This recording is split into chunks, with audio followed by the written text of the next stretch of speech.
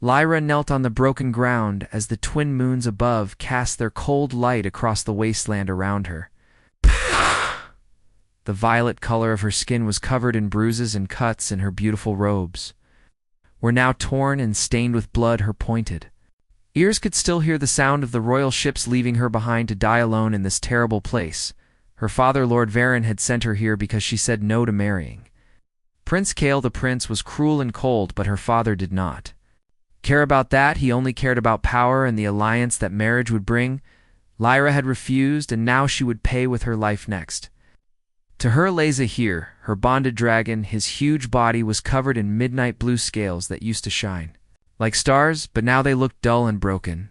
One of his wings hung at a strange angle, because the guards had shot it with their energy weapons. His golden eyes looked at her with pain, and she could feel his suffering through the bond they shared. Lyra touched his large snout gently and whispered that she was sorry. Her pride had killed them both. The wasteland they were left in was called the Shattered Expanse, and it was a place where old wars had poisoned everything. No one from her world could live here for more than a day or two. The radiation from ancient weapons still filled the air, and dangerous creatures hunted among the crystal rocks. The first sun started to rise. Lyra closed her eyes and accepted her fate. She would not beg or cry. She would die with her freedom intact. Then she heard something that made her eyes open wide. It was the sound of engines, but not from her world. These were human engines. A small ship came down through the toxic clouds above. It was ugly and loud compared to the elegant ships of her people, but it moved with clear purpose. The vessel circled once, as if scanning for life signs, then landed about 100 steps away from where she knelt. The door of the ship opened, and a person came out wearing a protective suit. The human took off the helmet, and Lyra saw it was a young woman with dark skin and short black hair. Her eyes showed both caution and kindness. A weapon hung on her back, but her hands were empty and open in a peaceful gesture. Human called out that her name was Commander Maya Brooks, and she was from something called the Terran Survey Corps. She said they had detected a distress signal and asked if Lyra needed help.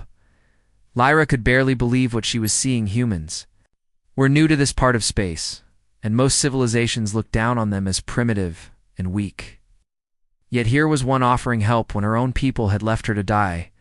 Ra found her voice and told the human that her dragon was badly wounded and asked if there was anything that could be done to save him. Maya looked at Zahir with wide eyes, but then smiled without any fear showing on her face. She said she had not traveled across half the galaxy to leave someone stranded, and told Lyra to come aboard the ship with her dragon. Lyra felt tears forming in her eyes for the first time since her exile began. A stranger from a species she had never met was offering salvation. When her own family had condemned her to death, she tried to stand, but her legs were too weak. Maya rushed forward to help support her weight as they moved toward the ship. Zahir struggled to rise despite his injuries. The dragon trusted Lyra completely, and if she said these humans were safe, then he would follow. The boarding ramp was barely large enough for his massive form, but the crew inside worked quickly to make room inside the ship. Lyra saw more humans moving with purpose and efficiency. They did not seem afraid of Zahir, even though he was larger than their entire vessel. A woman with red hair and kind eyes introduced herself as Dr. Sophie Kane and immediately began scanning Zahir with strange devices. Sophie explained that the dragon's wing structure reminded her of extinct flying creatures from Earth, and that they would adapt their medical knowledge to help him. She promised that Zahir would heal, but needed time and rest. Maya brought Lyra to a small room and gave her clean clothes to wear. The gray pants and simple shirt were nothing like her formal robes, but they were soft and warm. Maya also brought her a hot drink called coffee and told her it would help with the stress. Lyra sat in the quiet room, holding the warm cup and trying to process everything that had happened. In the span of a few hours, she had gone from certain death to unexpected rescue by aliens her people barely acknowledged existed. Maya sat down across from her and asked gently if Lyra wanted to talk about what had happened to her. The whole story came pouring out of Lyra then. She told Maya about the arranged marriage and how Prince Kale was known for his cruelty to those weaker than him. She explained that in her culture, noble women were used as tools to create political alliances, and that Refusing a match was considered treason against the family. She described the trial, where her own father had declared her guilty, in the moment when the guards threw her and Zahir into the wasteland. Daimia listened to every word, and her expression grew darker with anger. When Lyra finished, Maya spoke quietly, but with clear fury in her voice. She said that leaving someone to die for refusing to marry a monster was not justice, but murder. Lyra replied that this was simply the way things had always been done among her people for thousands of years. Maya shook her head, said that just because something was traditional did not make it right. She explained that humans had also struggled with similar issues throughout their history, but had learned to change and grow. She told Lyra that both she and Zahir were safe now, and asked what Lyra wanted to do next. Lyra, toward the medical bay. Where Zahir rested, she could feel his thoughts through their bond, and sensed not sadness, but something else. It was anger and determination and a hunger for justice. She turned back to Maya and asked how much the humans knew about the military power of her people. Maya raised an eyebrow and said they had been watching the political situation. She explained that Prince Kale had been conquering nearby star systems and forcing them under his control. The Velendan Empire was growing more aggressive and dangerous. Lyra nodded and said that Kale would not stop until he ruled the entire sector. He used forced marriages to control noble families and eliminated anyone who resisted. His fleet included war dragons whose riders were bound to him through fear and dark magic, but Lyra knew his strategies and his weaknesses, and she knew something else that Kale did not. Maya asked what that was. Lyra smiled for the first time since her rescue and said that Kale had never fought humans before. He thought they were primitive and barely worth his attention. She stood up and looked Maya in the eye. She asked if Maya would be interested in working together to stop Kale and save thousands of lives across many worlds. Maya stood as well and extended her hand in the human gesture of agreement. She said that Lyra was welcome to stay with them, and that together they would show Prince Kale what humans and dragons could accomplish when they joined forces. Lyra took Maya's hand and felt real hope rising in her chest. For the first time in a very long time, from the medical bay came a deep rumble as Zahir voiced his approval. Smoke curled from his nostrils and his golden eyes gleamed with anticipation. The war was about to begin, and Prince Kale had no idea what was coming for him. 3 months had passed since Maya found Lyra dying in the wasteland, and everything had changed. The small ship called Wanderer had become a place of learning and planning and hope. Lyra spent her days working with the human crew and her nights studying their ways of thinking and fighting. The medical bay where Zahir rested was cramped and filled with equipment that looked strange to Lyra, but the humans knew how to use it well. Dr. Sophie worked on Zahir every day, applying medicines and checking his healing progress. The dragon's wing was getting stronger, and the cracks in his scales were filling in with new growth. Lyra wore human clothes now and had learned to drink the bitter coffee that Maya loved. She had also learned many other things about these remarkable people. They came from a world called Earth, where they had fought terrible wars against each other for thousands of years. But instead of being destroyed by conflict, they had learned from it. They had developed new ways of solving problems and helping each other. Maya became like a sister to Lyra. The human commander was patient and kind, but also fierce when she needed to be. She taught Lyra about human combat styles, which were very different from the formal sword fighting Lyra had learned as a noble. The humans focused on being practical and efficient, rather than beautiful and traditional one. Maya brought Lyra to the ship's conference room, where a holographic display showed maps of stars and planets. A woman with gray hair and sharp eyes stood waiting. Her name was Captain Rachel Morrison, and she commanded the entire human defensive fleet in this sector of space. Rachel listened carefully as Lyra explained what she knew about Prince Kale's plans. The next target was a system called Navara, which had 3 farming planets with billions of people living on them. Kale would blockade the system and destroy one city to show his power. Then he would demand that everyone surrender or face complete destruction. Maya added that Kale also took children who could bond with dragons and forced them to join his military academies, where they were taught to serve him without question. Rachel's expression became hard as stone. She said that intelligence reports showed Kale had 40 war dragons and 200 support ships. The The human fleet only had 12 vessels and no dragons at all. Lyra leaned forward and said that numbers were not everything. Humans had something Kale did not have, and that was the ability to adapt and change. Valindan military tactics had not changed in thousands of years.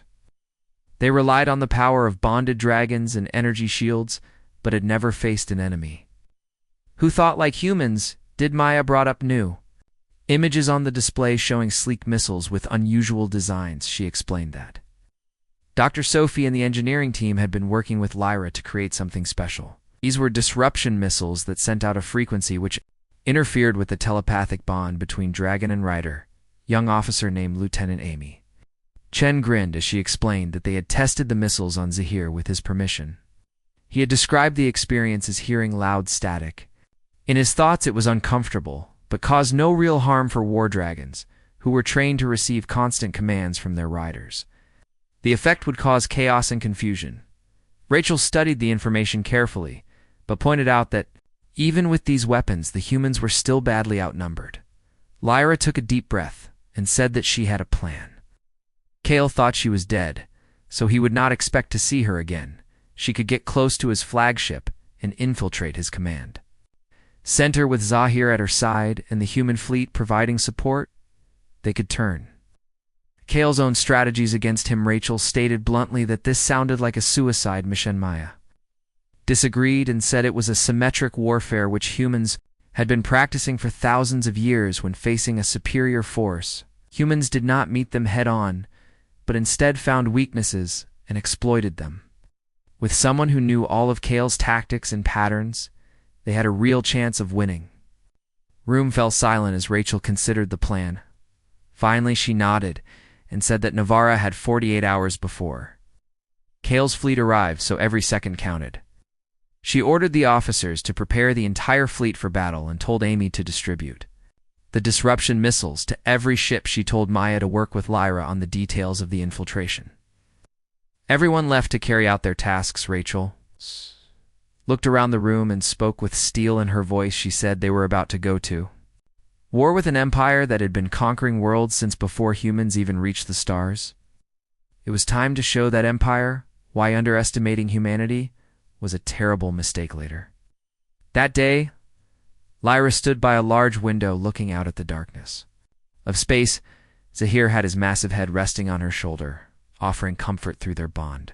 His wing was almost completely healed now, and he was eager to fly again. Maya walked up beside her and asked if Lyra was having second thoughts about the plan. Lyra shook her head and said she was thinking about all the other women like herself. The ones who had refused arranged marriages and died for it, the ones who had agreed and lost their souls in the process. Kale had taken everything from her, including her family and her home and her future, but he had not taken her will to fight, and now with the humans helping her, she had something. Kale never expected. Maya asked what that was. Lyra turned to face her with fire in her violet eyes. She said she had found allies who saw her as a person rather than property. She had found friends who believed in freedom. And most importantly, she had found the chance to burn Kale's evil empire to ashes. Maya put a hand on Lyra's shoulder and said they would give Kale a war he would never forget. Through the window, the human fleet was gathering 12 small ships preparing to face an empire. They were outnumbered and outgunned, but they had something the empire did not have. They had courage and creativity and the willingness to fight for what was right. Sawir lifted his head and released a long stream of smoke from his nostrils. His golden eyes blazed with anticipation. The dragon was ready for battle, and so was his rider. In 2 days, the Battle of Navarra would begin, and the galaxy would learn what happened when human determination met dragonfire. The age of empires built on fear and oppression was about to face its first real challenge, and standing at the center of it all was an alien woman who had been left to die but instead had found something worth living for. The Valindan War fleet appeared in space above the Navarra system like a cloud of deadly insects. Their ships were beautiful and terrifying, with flowing designs that caught the light from the sun. At the front of the formation flew 40 war dragons, each one as large as a human frigate. Their scales ranged from deep red to pure black, and energy crackled between their fangs' prints. Kale stood on the bridge of his flagship called Eternal Dominion. He was tall and handsome in the way of his people. With silver hair falling past his shoulders and eyes like chips of ice, everything about him radiated power and cruelty. Gave the order to begin the demonstration by targeting the capital city of Navarra Prime with one orbital strike he wanted. It to be memorable, so the people would understand the price of resistance, but before his weapons officer could fire the command. Alarms began screaming across the bridge. The sensor operator shouted that unknown vessels were emerging from behind. The Planet 12 ships with human-designed signatures. Kale narrowed his eyes in confusion and asked why humans would be here in this sector. Then he laughed, a sound like breaking glass. He said the humans dared to challenge his fleet and found it amusing. He ordered his dragon squadrons to eliminate the human ships quickly. 20 war dragons broke away from the main formation. The riders wore full battle armor, and their minds were linked with their mounts through the ancient bond they dove toward the human fleet with incredible speed, breathing plasma hot enough to melt through starship hulls. That was when Maya sprang her trap from the bridge of the Wanderer. She gave the command to fire the disruption missiles. All batteries opened up at once. The missiles streaked through space fast and sleek and detonated among the diving dragons. There were no explosions or fragments, just expanding waves of invisible energy that blazed through. Telepathic bonds like fire, the dragons screamed. As their mental links to their riders suddenly filled with static and confusion, some veered wildly off course, while others froze in midair. Overwhelmed by the sensory disruption, their riders who had never experienced such interference struggled desperately to maintain control. Maya's voice rang across the fleet communication channeled, ordering all ships to focus fire on the disrupted dragon units while they were vulnerable. Human vessels were smaller and more maneuverable than the Velendan cruisers, and they moved through the chaos like wolves hunting confused prey.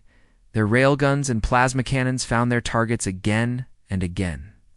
Taking advantage of the brief window of opportunity in the Eternal Dominion, Kale roared in rage and demanded to know what was happening to his dragons.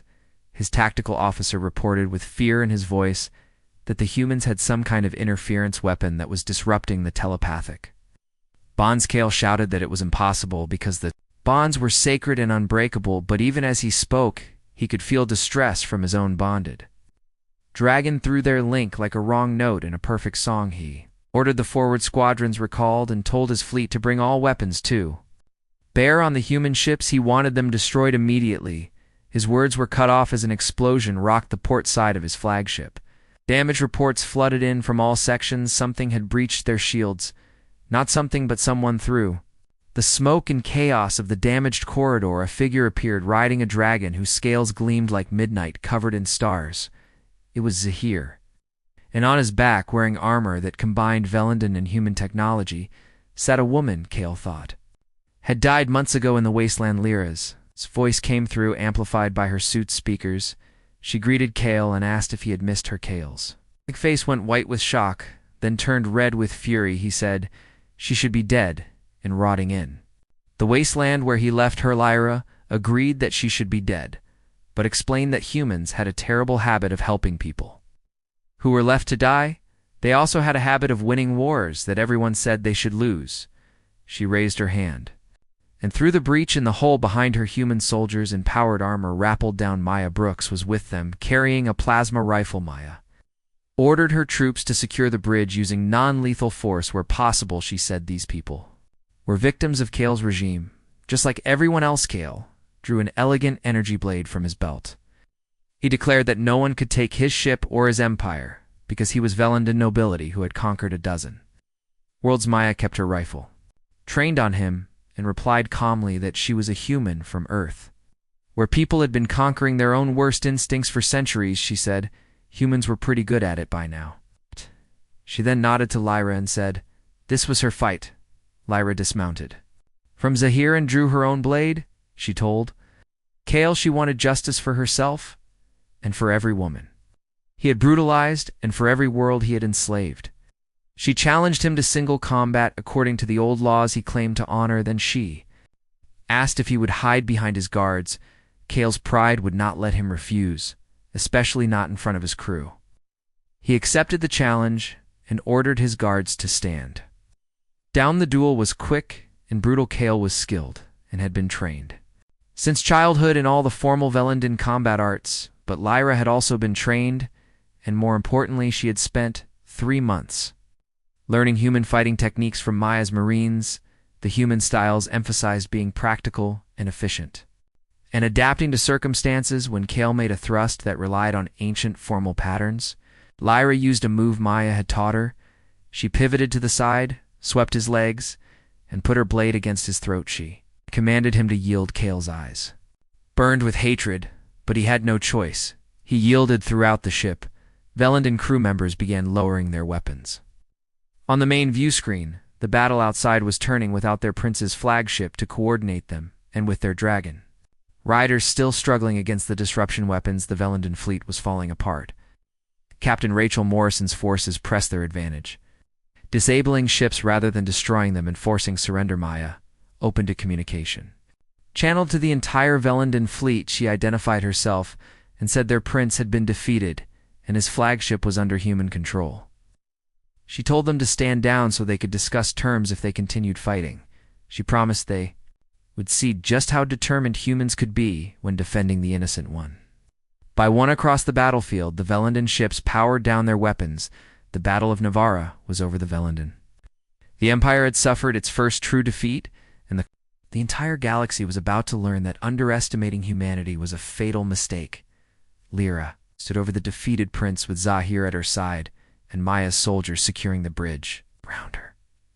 The crew stared in shock at what had just happened. Exile who should have died had returned with allies no one expected, and together they had done the impossible.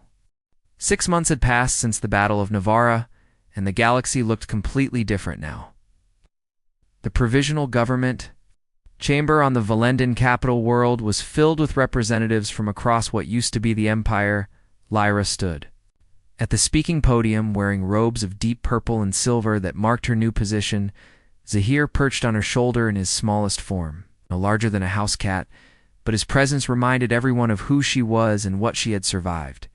Prince Kale was on trial for war crimes, and his once proud bearing had been reduced to sullen silence as victim after victim came forward to testify. Against him, Lord Varen, who was Lyra's father, had been stripped of all his titles and lands for sanctioning attempted murder the old noble houses that had supported.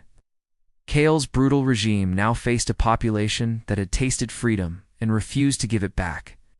The center of all these changes stood an exile who should have died in a wasteland backed by humans who should never have been in this sector of space. Lyra began her speech by addressing the representatives of Valendra and the free worlds. Valandra, she said, they all stood at a crossroads. Behind them lay 10,000 years of tradition and rigid hierarchy, and treating people as property. Ahead lay something new and uncertain, but full of possibility for real justice. She gestured toward the gallery where Maya sat with Captain Rachel Morrison and other human representatives. Lyra explained that the humans had taught her something important in her darkest hour. They showed her that being kind to strangers was not weakness, that adapting to new ideas was not betrayal but evolution, that freedom was not a threat to order but the foundation of true civilization. Murmurs ran through the chamber. Not everyone agreed with what Lyra was saying.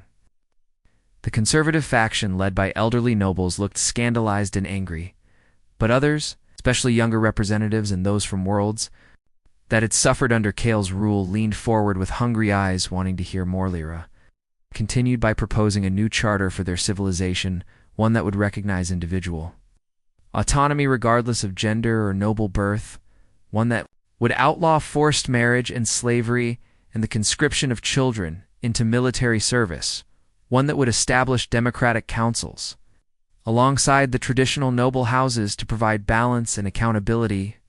An old nobleman named Lord Theron, with a long gray beard, shouted that this was heresy. He said Lyra would destroy their culture and everything their ancestors had built over thousands of years. Lyra responded calmly that she wanted to save their culture, not destroy it. Explained that their way of life had been dying and eating itself from within it, had been driving away their best people and turning strength into tyranny. The humans had shown her that tradition and progress were not enemies, they could coexist and inform each other and make both stronger. She paused to let her words sink in. Then she said she was not asking them to become human, she was asking them to become better Velindans. To remember that, before they were conquerors, they had been explorers. Before they were tyrants, they had been teachers. Before power corrupted them, they had been wise. Maya rose from her seat, and Lyra nodded for her to approach the podium. The human commander stood before the assembled representatives. Maya spoke on behalf of the Terran Confederation and said she wanted to make something very clear. The humans had not come to this sector to conquer or impose their will. They came because someone needed help, and helping was what humans did. She smiled slightly and added that sometimes they helped even when it was not in their own interest, but they had learned that the best way to ensure their own freedom is to help others secure theirs. She produced a small data crystal and explained that it contained the framework for a mutual defense pact between their two civilizations. It would not be a relationship where one side dominated the other, but a true partnership. They would share technology and culture and knowledge. They would defend each other's sovereignty and grow together. Maya looked across the chamber and said the humans would not force this on anyone. Velindans had to choose it freely. The vote took 3 full days of debate. The arguments were fierce and passionate, and sometimes bitter representatives shouted at each other, and some even walked out in protest. But in the end, when all the votes were counted, the measure passed by a narrow margin. The Velindan Empire was officially dissolved. It would be replaced by the Velindan Commonwealth, with constitutional protections for individual rights and democratic representation alongside the noble houses. It was not a perfect solution. There would be resistance and challenges and probably violence from diehard supporters of the old regime, but it was a beginning. It was hope for something better. On the final day of the convention, Ira stood with Maya on a balcony overlooking the capital city.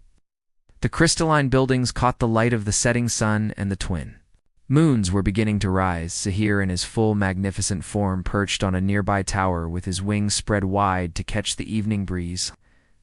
Lyra thanked Maya quietly for everything, for saving her life and believing in her and showing her that there was another way forward. Maya shook her head and said Lyra had done the hard part. She had just given her a ride and some backup. Then she grinned and added that riding into battle on a dragon had been incredibly cool since they did not have dragons on Earth.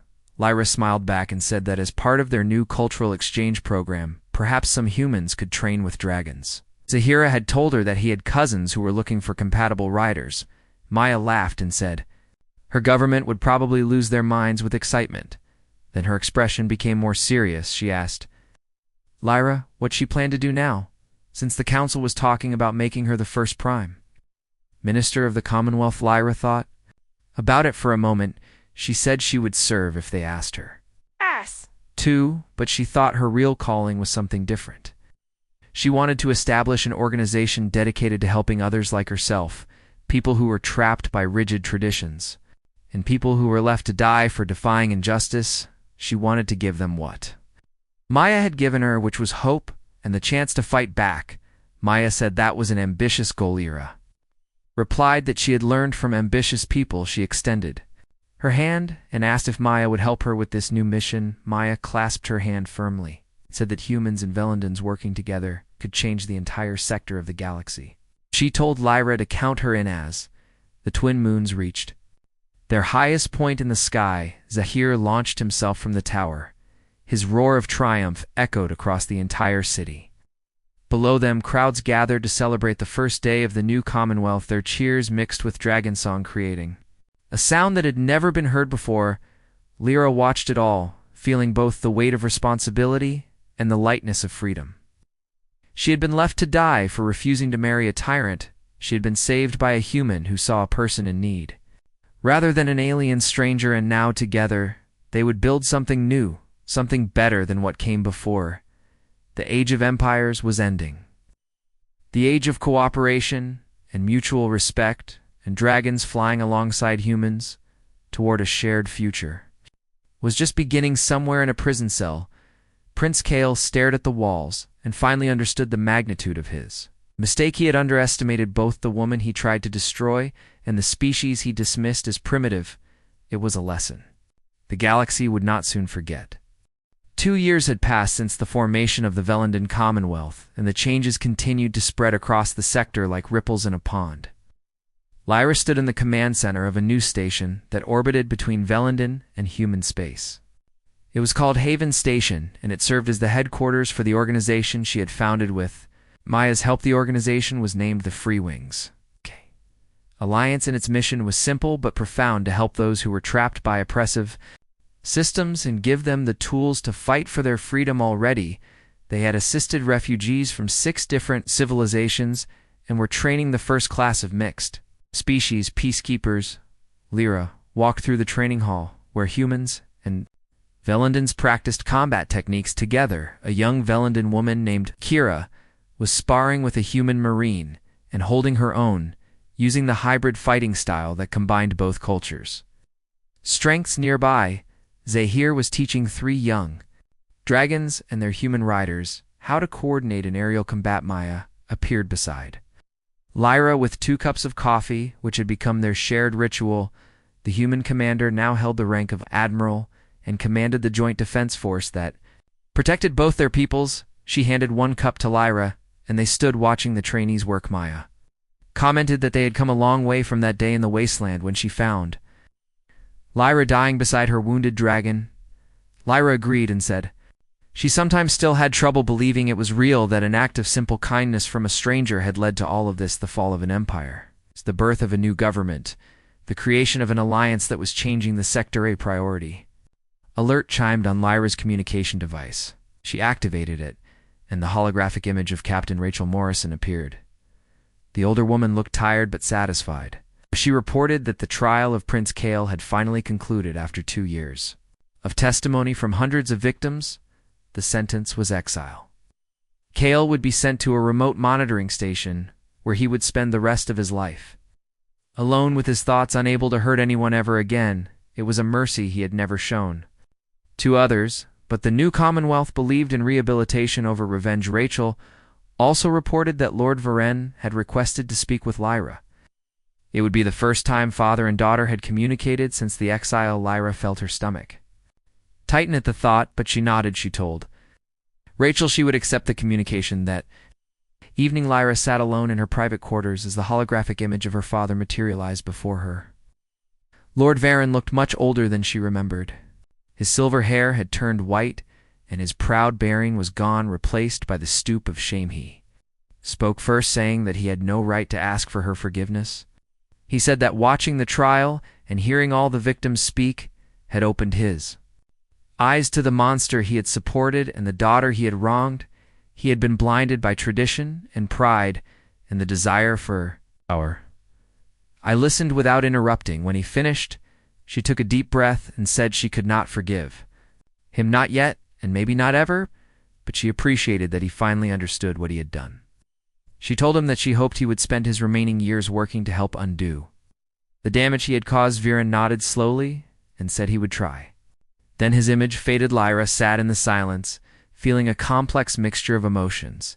She was not sure if she felt better or worse after that conversation, but Maya had taught her that healing was a process, not a moment. The next day brought better news. A delegation arrived at Haven Station from a civilization called the Karathi Union. They had heard about the Free Wings Alliance and wanted to discuss a partnership. Their own society was struggling with similar issues of forced servitude and rigid hierarchy. Lyra and Maya met with the Karathi representatives in the main conference hall. The discussion lasted for hours, but by the end they had agreed to begin a cultural exchange program. The Karathi would send observers to learn about the Commonwealth's new system, and the Alliance would provide support for peaceful reforms. The Karathi delegation departed. Maya turned to Lyra with a grin. She said that at this rate they would need a bigger station. Lyra laughed and agreed. Then she suggested they take a break from politics and paperwork. They walked to the observation deck, where a large viewport showed the stars. As Here joined them in his medium form, about the size of a large horse. He settled down between them, and both women leaned against his warm scales. The dragon rumbled contentedly. Maya asked Lyra if she ever missed her old life, the palaces and formal robes and life of luxury. Lyra considered the question carefully. Then she said no, she did not miss that life. Because it had been built on the suffering of others, She did not miss being property or a tool for her father's ambitions. What she had now was better. Real friends and real purpose and real freedom. Maya smiled and said she understood she had given up a comfortable research position back on Earth to join the Survey Corps because she wanted to explore and help people. Sometimes the best life was not the easiest one, but the most meaningful. They sat in comfortable silence watching the stars. Several human ships passed by on patrol, along with Velandan vessels flying in formation together. The sight would have been impossible just a few years ago, Lyra thought about everything that had happened since that terrible day in the wasteland. She had been left to die for refusing to surrender her freedom, but instead of dying, she had found something more valuable than she ever imagined. She had found allies who became family. She had found a cause worth fighting for. She had helped topple an empire built on cruelty and replace it with something better. She had proven that change was possible even when it seemed impossible, and she had done it all alongside a human who saw past species and status to the person underneath. Sayre shifted slightly, and his thoughts brushed against Lyra's mind through their bond. He showed her images of young dragons playing with human children in the new integration schools. He showed her mixed crews on exploration ships heading out to discover new worlds together. He showed her a future full of possibilities. Maya's communication device beeped with an incoming message. She checked it and then looked at Lyra with excitement. A new distress call had been picked up from a nearby system. Someone was in trouble and needed help. Ira stood immediately and Zahir rose with her. She asked Maya if the Wanderer was ready to fly. Maya grinned and said it was always ready. They walked toward the hangar bay. Lyra felt the familiar rush of purpose. This was who she was now, not a noble lady waiting to be married off, but a warrior and a rescuer, someone who helped others find the strength to fight for themselves. The age of empires built on fear was ending across the sector, and in its place rose something new, an age of cooperation and mutual respect, where different species worked together as equals, where freedom was valued above tradition and kindness above power. Lyra had been left to die in a wasteland for refusing to submit, but she had been saved by the kindness of a stranger, and now she spent her days paying that kindness forward, helping others who faced similar darkness. As the Wanderer launched from Haven Station with Zahir flying alongside Maya, looked over at Lyra and said that whoever sent that distress signal was about to have a very good day. Lyra smiled and agreed. The Free Wings Alliance was coming, and they never left anyone behind them. Haven Station continued its orbit, serving as a beacon of hope. In a sector that had known too much oppression, the future was uncertain, and there would be more challenges ahead. But for the first time in thousands of years, that future was being built by people who believed in freedom, and that made all the difference.